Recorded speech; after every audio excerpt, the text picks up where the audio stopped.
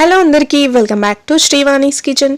ఈరోజు మన శ్రీవాణీస్ కిచెన్లో వెజిటబుల్ పులావ్ చేస్తున్నానండి. చాలా ఈజీగా రైస్ కుక్కర్లో కూడా చేసుకోవచ్చు అండి. అంత ఈజీగా అండ్ టేస్టీగా కూడా చేసుకోవచ్చు. సో వీడియోని స్కిప్ చేయకుండా చూసేయండి. ముందుగా ఒక మాన్లీ పెట్టుకొని అందులోకి కొద్దిగా ఆయిల్ వేసేసుకోండి.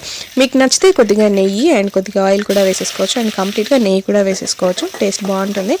అండ్ అందులోకి దాల్చిన చెక్క, ఇలాచి, షాజీరా, బగారాకి ఇలా అన్నీ వేసేసుకోండి. అండ్ ఒక medium size of onion and green chillies ఇవి ఫ్రై అయ్యాక ఫ్రెష్గా చేసి పెట్టుకున్న అల్లం వెల్లుల్లి పేస్ట్ వేసుకోండి. చాలా టేస్ట్ వస్తుందండి. ఎందులోకైనా మనం అల్లం వెల్లుల్లి పేస్ట్ ఫ్రెష్గా వేసుకుంటే ఆ కూరలకి కానీ లేదా ఇలా వెజిటబుల్ పులావ్స్కి కానీ చాలా టేస్టీగా వస్తుందండి.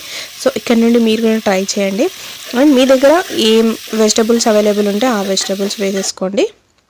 నేను ఇక్కడ క్యాలీఫ్లవర్, పీస్ అండ్ బీన్స్, ఆలు ఇవన్నీ యూస్ చేస్తున్నాను.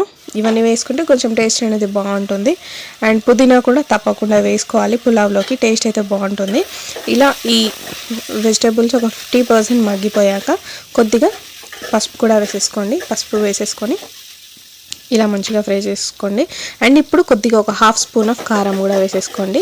ఇలా ఒకసారి కలిపేసుకొని ఒక 2 minutes పాటు 1.5 to 2 minutes పాటు కారం ఉండకుండా మంచిగా కారం అనేది ఉడుకుతుంది కాబట్టి 1.5 minute పాటు అలా లిడ్ పెట్టేసుకోండి. ఇప్పుడు కూడా కొద్దిగా పుదీనా వేసేసుకొని కలిపేసుకొని ఇప్పుడు ఇందులోకి 1 స్పూన్ ఆఫ్ జీలకర్ర పొడి, 1 స్పూన్ ఆఫ్ ధనియాల పొడి వేసేసుకోండి. నేను ఇక్కడ గరం మసాలా యాడ్ చేయట్లేదండి, ఎందుకంటే మనం పోపులో దాల్చిన చెక్క అండ్ ఇవన్నీ వేసాం కదా.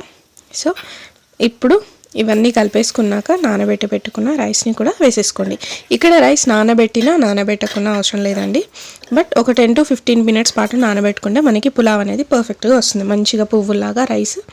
అండ్ ఇప్పుడు ఒక గ్లాస్కి 2 గ్లాసులు చొప్పున వాటర్ వేసుకోండి. నేను ఇక్కడ పాత బియ్యం యూజ్ చేస్తున్నాను కాబట్టి ఒక గ్లాస్కి 2 గ్లాసులు వాడుతున్నాను. కొత్త బియ్యం అయితే ఇంత అవసరం లేదండి, 1.5 అయితే సరిపోతుంది.